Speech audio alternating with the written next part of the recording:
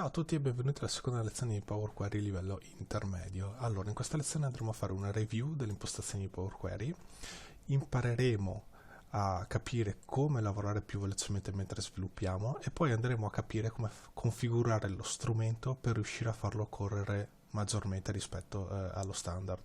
Così andremo a recuperare veramente tanta velocità rispetto al consueto uso di Power Query con le configurazioni standard che vi dà Windows. Allora, primo punto, l'ho messo, ho girato un po' rispetto a come l'avevo spiegato nella prima lezione. Le procedure guidate legacy, può essere che qualcuno di voi si chieda che fine hanno fatto queste cose qua. Intanto, che cosa sono?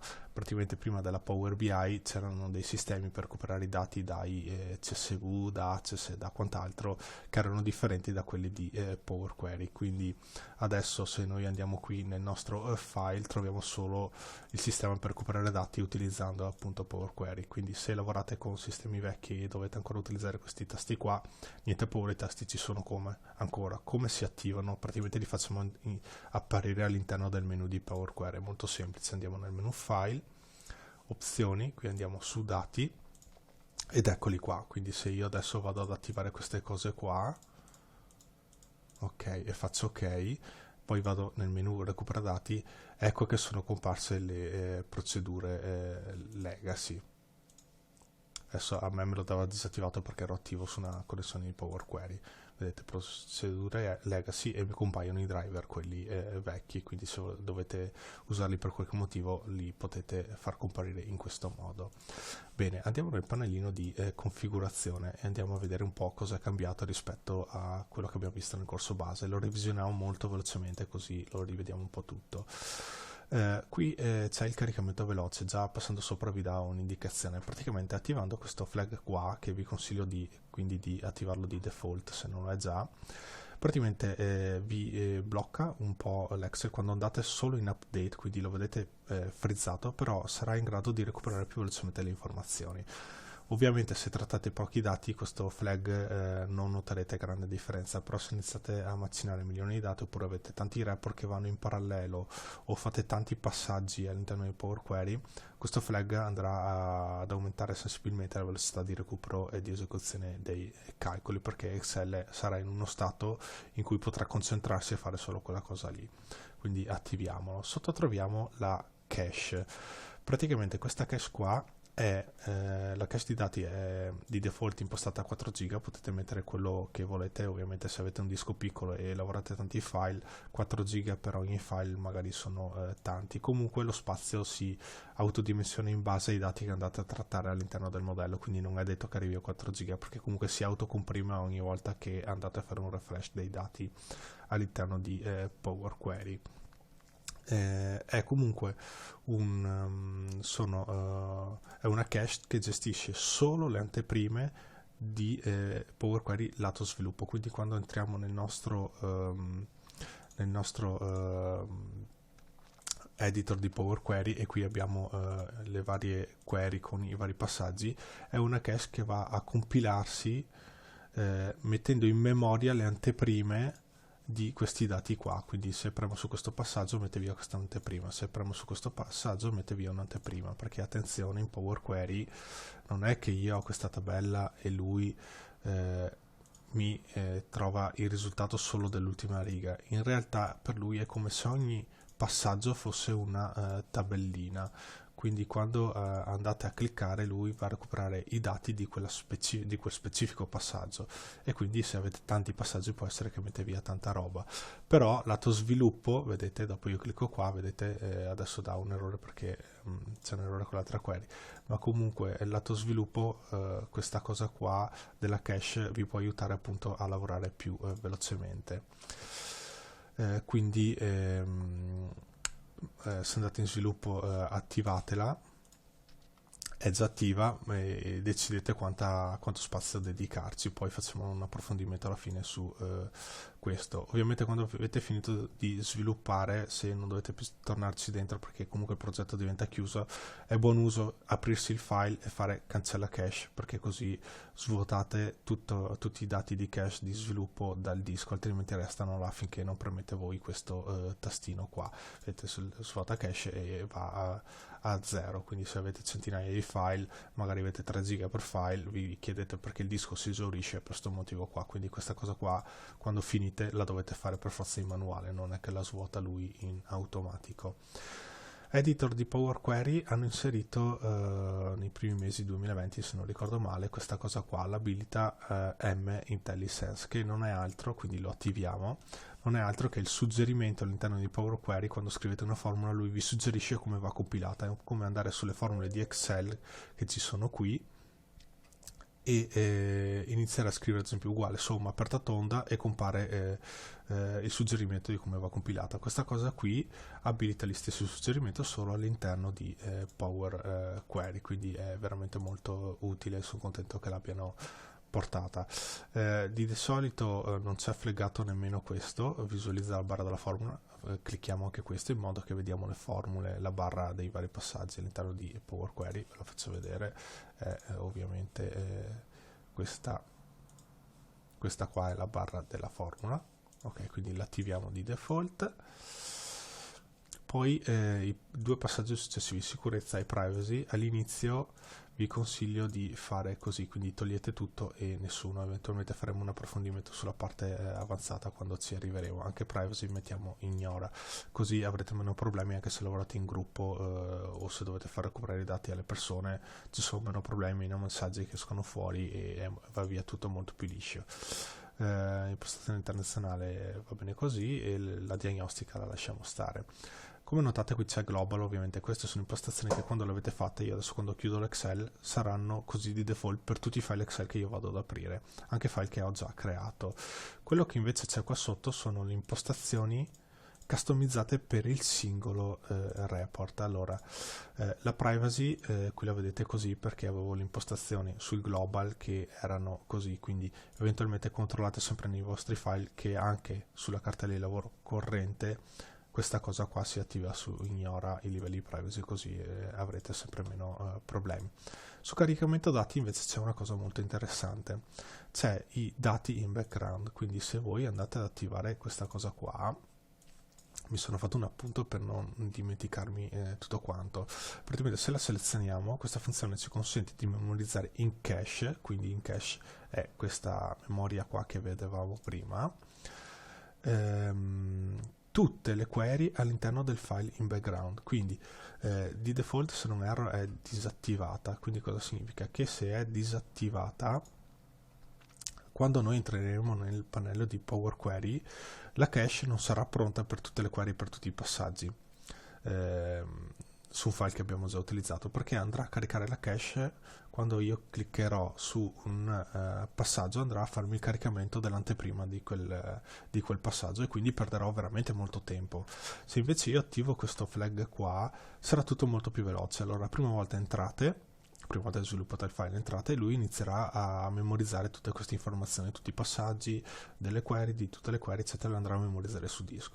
Poi entrate tra 2 settimane e se questo flag è attivo vi trovate tutta la memoria già caricata, quindi quando andrete a cliccare su un passaggio di una query o su una query sarà molto più veloce recuperare queste informazioni. Quindi qua dicevo che ha due implicazioni: attenderete meno tempo per quando passerete da una query all'altra, quello che vi dicevo, quindi questo è positivo in Power Query.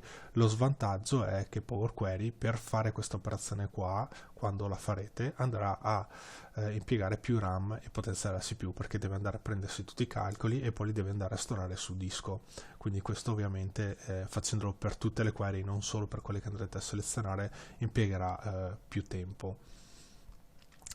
L'abilitazione dell'aggiornamento in background può far sì che i dati dell'anteprima risultino non aggiornati. Allora, mi sono fatto uno screenshot di un report che non tocco da parecchio. Come vedete, quando voi attivate quel flag lì, quindi quando fate così, lui va a scrivere su disco tutti i dati. Dopo non c'entrate per diversi mesi e quando entrate e cliccate ad esempio all'interno di questa query, andate sull'ultimo passaggio, vi dice attenzione, guarda che i dati in background sono fermi a 158 giorni fa.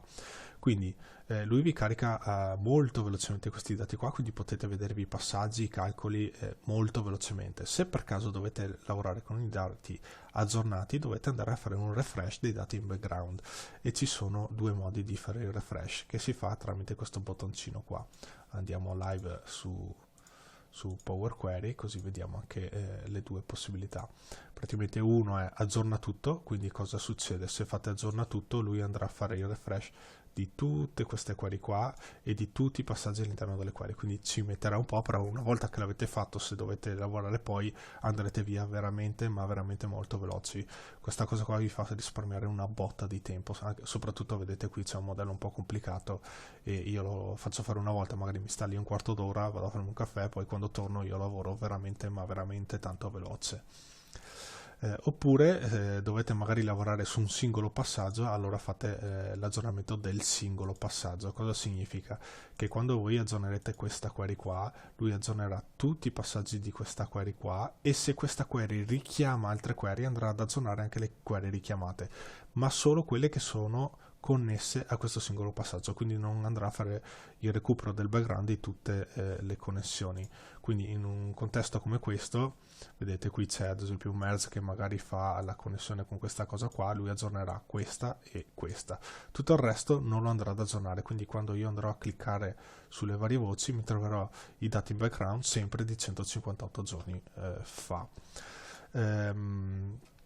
Qui dicevo appunto che bisogna fare attenzione sempre anche a come lavorate, in quanti siete nella macchina a lavorare, se utilizzate un server, se avete solo il vostro PC, perché immaginate di avere un file molto complicato, quindi con tanti passaggi all'interno di ogni query, tanti merge, queste cose qua, che prende magari come file di input dei file molto grandi, ad esempio 3 file CSV da 1 giga, quindi sono abbastanza grandi, e se andate a fare tanti passaggi ovviamente deve macinare veramente tanti dati, tanti calcoli eccetera. Quindi in questo caso qua potrebbe succedere che quando andate a fare la generazione della prima volta del background, quindi dei dati memorizzati su disco per poi lavorare bene, mentre fa questa cosa qua potrebbe succedere che vi vedete schizzare la CPU al 100% e la RAM magari va su del 50%. Quindi il PC, quando vi trovate in questa condizione, magari vedete che inizia a scattare il mouse e andare lento. Se succede questa cosa qua e avete questo flag attivo, è sicuramente dovuto al background, quindi o avete un po' di pazienza e aspettate che comunque generi tutto il background per poi andare via più veloci, oppure la soluzione più semplice è andare a togliere quel flag lì, in modo che lavorate solo sui passaggi che state lavorando in quel momento, quindi la CPU e la RAM lavoreranno molto meno. Ovviamente sarete più lenti a lavorare all'interno di Power Query, molto più lenti. Una valutazione un po' che dovete fare, ovviamente se siete su un ambiente condiviso e portate CPU al 100%, siete magari dentro in 30 in un server, ovviamente gli altri 29 magari vi potrebbero dirvi qualcosa che non vi piacerebbe, perché gli state bloccando il lavoro. Quindi i due vantaggi quali sono? Attivato, navighiamo sull'editor di Power Query più velocemente, ma con risposte, con risposte maggiori, con risorse maggiori in uso, scusate. Se è disattivato, navigheremo all'interno dell'editor di Power Query più lentamente, ma sprecheremo meno risorse macchina, ma solo nella creazione del background, perché comunque dopo sarà più veloce. Bene, con questo siamo a posto, andiamo all'ultimo punto, quindi come facciamo a far correre più velocemente Power Query? Allora, ci sono dei trucchetti che ho affinato, ad esempio io gestisco centinaia di report, ho ad esempio una macchina che mi gestisce 50 report in parallelo, ogni ora refrescia i dati, ha dei modelli di Power Query che sono abbastanza complessi dietro, e poi vanno a farmi delle esportazioni di informazioni per poi esporre tutti i dati su mobile. Allora, ovviamente su una configurazione di questo tipo, quello che andiamo a vedere adesso vi dà un'accelerazione molto molto forte rispetto allo standard, quindi se aggiornare questa configurazione ci metto 20 minuti con la configurazione standard, con le opzioni che facciamo adesso ce ne mettiamo 5/10. Perché? Allora, noi andiamo a gestire la cache dei dati, quindi questa cache qua è anche la gestione di questa cache qua, quindi gestiremo questa e proprio anche andremo a gestire i file temporanei che Power Query crea quando fa l'aggiornamento delle informazioni, quindi quando noi andiamo a fare aggiorna tutti, lui comunque va a fare i calcoli di sta roba qua e li deve appoggiare su disco per poterli poi portare al risultato e magari migrarli poi su Power Pivot o sui fogli Excel. Allora, per migliorare questa cosa qua, noi dobbiamo gestire meglio i dischi. Questa è una procedura che va bene se avete più di un disco disponibile su cui lavorare. Ad esempio io nella mia macchina, come vedete, ho il disco C e il disco D. Allora, nel disco C, quando voi installate il sistema operativo e poi andate a installarsi Microsoft 365, Office 2019, quello che volete, lui gestisce tutti i dati temporanei nel disco C. Quindi questo cosa significa? Che magari avete anche il file di lavoro sul disco C, no? Quindi avete il file che è posizionato sul disco C e quando andate a richiamarlo legge dal disco C. Quando andate a creare dei file temporanei li scrive sul disco C. Quando andate a lavorare con l'anteprima in background li scrive sul disco C. Qualsiasi cosa che crea temporanei li scrive sul disco C.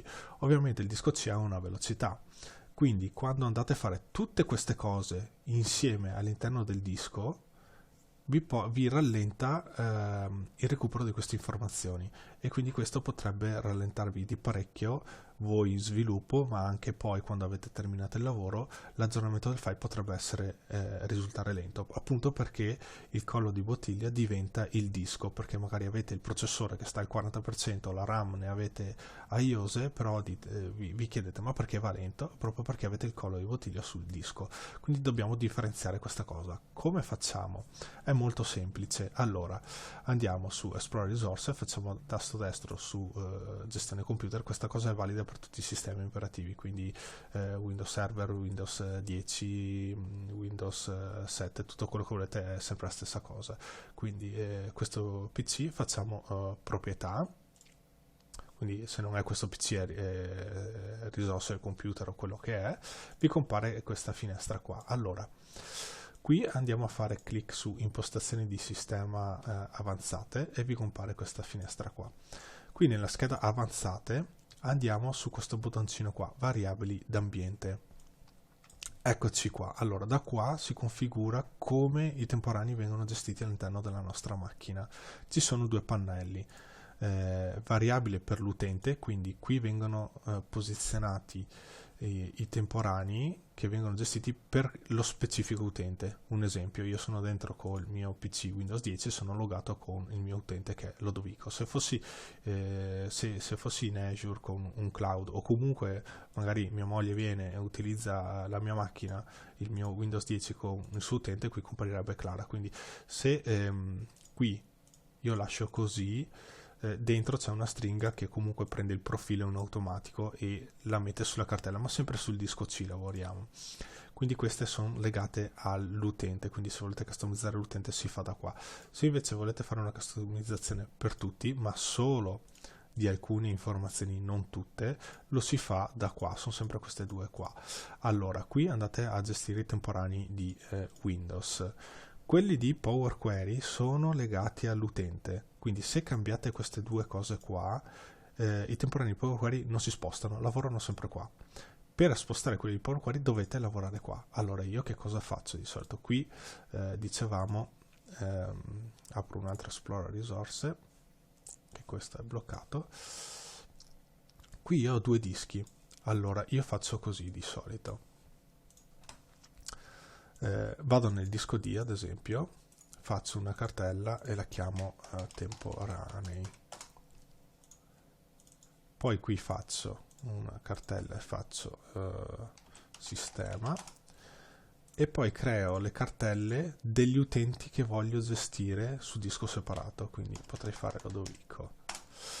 Questo perché? Perché se io li metto tutti qua andrei poi a sovraccaricare il disco D, quindi di solito io in questa cartella qua vado a spostare solo i temporanei dei robot che mi fanno girare in automatico i file che si devono aggiornare. Io che sono sviluppatore preferisco mantenere nella configurazione ideale i temporanei sul disco originario, così smisto un po' il carico. Se poi avete 3 dischi, ben venga, sfruttateli al meglio, quindi dividete più possibile il carico. Quindi vedete, qui ho fatto Lodovico e sistema, poi io di solito entro su entrambe e faccio una temp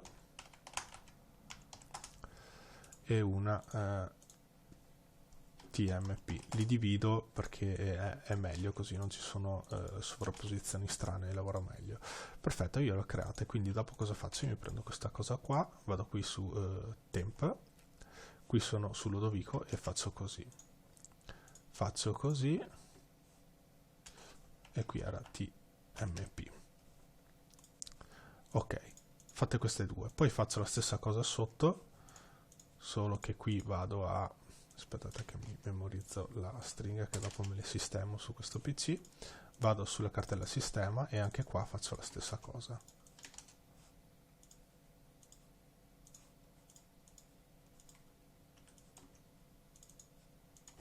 Ok, facendo così io poi do l'ok, do una riavviata al PC per sicurezza.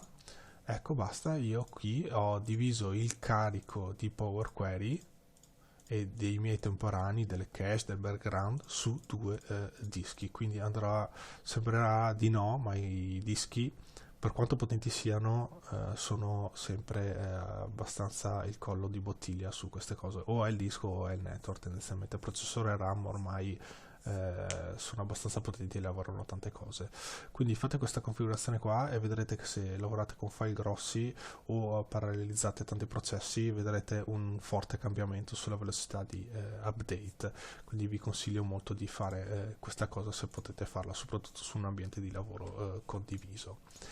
Bene, con questa lezione è tutto, spero sia stata interessante. Dalla prossima andiamo a vedere un po' di punti pratici, quindi iniziamo a usare veramente lo strumento. A presto, alla prossima, ciao!